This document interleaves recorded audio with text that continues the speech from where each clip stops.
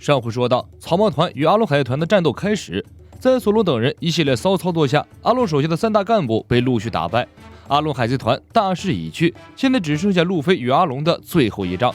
而路飞因为溺水，依然陷入昏迷当中，没有恢复意识。另一边，阿龙准备下手杀死索隆和山治。这时，娜美赶到了斗殴现场，扬言来取阿龙狗命。阿龙听到娜美要杀自己，表示一点都不意外。这8年来了，娜美无数次尝试过杀自己，暗杀、毒杀、偷袭，没有一次成功。人类是不可能杀死鱼人的，就像蚂蚁杀不死大象一样。阿龙给了娜美2个选择：第一，重新回到自己手下，为自己画航海图，这样自己就可以放过可可西亚的村民们；第二，继续用以卵击石的力量反抗自己，自己将会把现场所有人连同娜美本人一起杀死。娜美陷入两难境地，自己的一句话就可以决定村民的生死。这8年来，她拼命努力，就是想保全村民们的性命。可是自己不想再像从前那样作为阿龙的奴隶活下去。娜美突然想起路飞对自己说的话，他说过会帮助自己，不可以怀疑他的话。娜美转过头对村民们说：“村民们呼声一片，大家在阿龙的手下压抑太久了，与其被阿龙欺压羞辱苟活，不如拼死反抗一把。此时，诺奇高正奋力为路飞做心肺复苏。经过接近1个小时的抢救，路飞喷出了一口水，终于恢复了意识。现在只差解决掉路飞脚下的石块了。索隆拔出刀来说道：“30秒，时间再长我就撑不住了。”山治应了一声，脱下皮鞋跳入水中。阿龙发现了异常，准备赶去路飞的方向一探究竟。索隆提刀横在阿龙面前。哪里去，你这个半鱼混蛋！山治向水底游去，只要踢碎困住路飞的石头，路飞就可以大展身手了。风车大叔紧紧抓着路飞的脑袋，让路飞保持呼吸畅通。路飞睁开眼，看到风车大叔后，露出惊喜的表情，随即他说道：“大叔，你的风车呢？很帅的呀！”阿龙踏前一步，准备动手，乌索普赶回来增援索隆。这时，小巴也醒了过来，跳入水中去追杀山治。索隆走了神，阿龙用自己锋利的鼻子猛地戳向索隆。接着，单手将索隆提了起来，一把扯掉了索隆身上的绷带。这一扯，阿龙被惊呆了。索隆胸口那道被阴暗砍伤的伤口还在喷血，画面之壮观，连阿龙都怕了。这是什么？为什么这家伙受了这么重的伤还活着？阿龙看向索隆的眼睛，索隆犀利的目光让阿龙背脊发凉。这眼神哪里是将死之人的眼神，分明就是猎手的眼神。必须在这里解决掉这个家伙，否则后患无穷。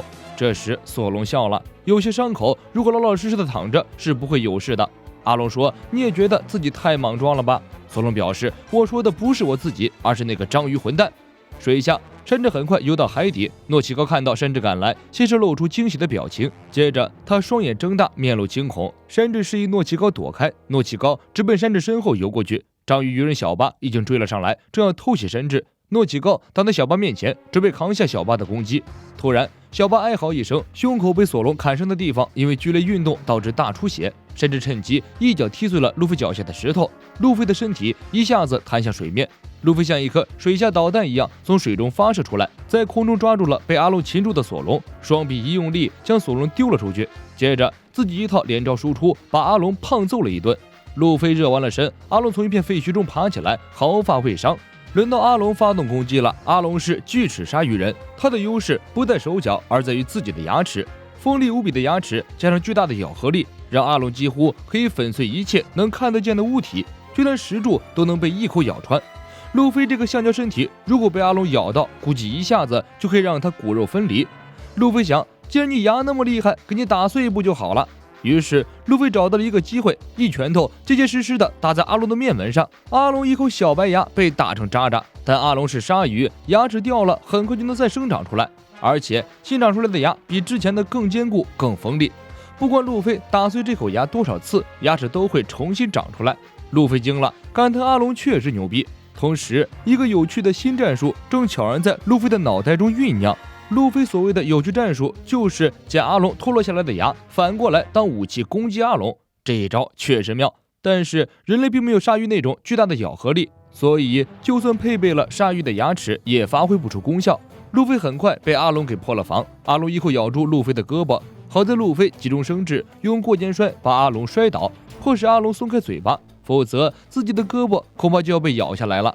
除了牙齿，阿龙还有那个如同毛枪一样的鼻子。它可以像鱼类一样在水中加速度穿刺攻击，被他这一招击中的话，继续一下就会透心凉。路飞很聪明，与阿龙过了几招之后，就找到了应对方法。他将自己的身体编织成捕鱼网，扣住阿龙后将其丢到岸上，接着一脚命中，重伤阿龙。阿龙与路飞打得激烈，随手操起一把锯齿刀就抡，二人一攻一退。路飞被阿龙逼到了塔楼最顶端的一个房间，这个房间里到处都是纸，每张纸上都有绘好的航海图。没错，这里是娜美的测量室，是娜美工作画图的地方。8年来，娜美就是在这里日复一日被逼着画航海图，就像一个机器一样，日夜不停，没有思考的工作。路飞一想到娜美的遭遇，心中就有一种说不出的厌恶。他眉头一皱，瞪着阿龙说道：“娜美は？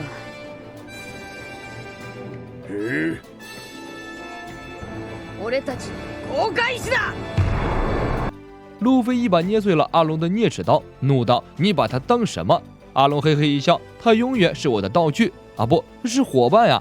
路飞愤怒地飞出一脚，将娜美的桌子踢了出去。娜美在外面看呆了，路飞一脚接着一脚，把娜美的书架、稿纸全部踢了出来，把测量室毁得乱七八糟。这里藏着娜美童年里所有被虐待的不好回忆，毁坏了这里，就意味着娜美的生活重新开始。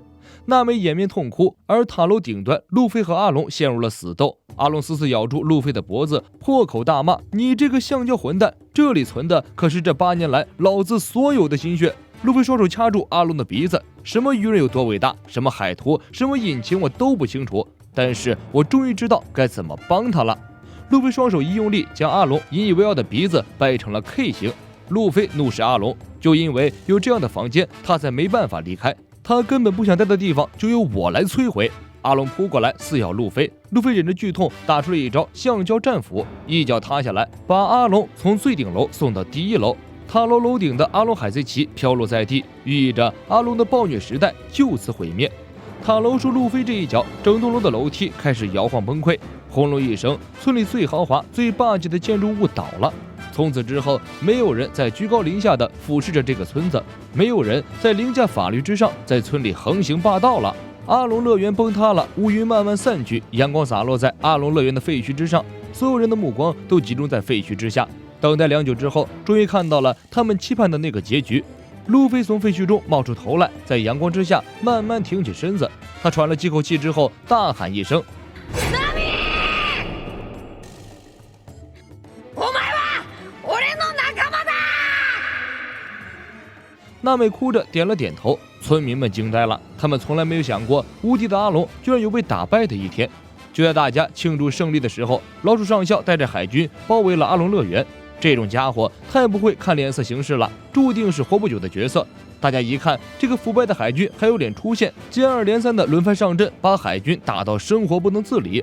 听说阿龙统治这里的时候，这里是无法地带，杀几个海军是不会得罪海军总部的。老鼠上校终于意识到了事情不妙，拉着手下赶快逃命，一边逃一边喊：“那个戴草帽的，你摊上大事了，我一定会来找你麻烦的。”路飞表示：“你回海军本部打听打听，大哥的后台有多硬。”老鼠上校没理会路飞的警告，将此事通报给了海军总部，并强调草帽一伙穷凶极恶，请无论生死将他们列为重大罪犯。于是与阿龙一战后，草帽一伙终于有了通缉令，名声响彻世界，罪恶时代悄然崛起。风车大叔笑了笑，8年前自阿龙一伙来到岛上之后，他们最恐惧、最憎恨的就是海贼。他们把一切生的希望寄托在海军的身上，没想到原本正义的海军腐败恶臭，而最后大家居然被海贼所救，真的世事难料啊！本期内容就是这些，下一期最无耻的敌人小丑巴基归来，巴基与路飞一伙又会发生什么无厘头故事呢？小伙伴们，我们下期再见。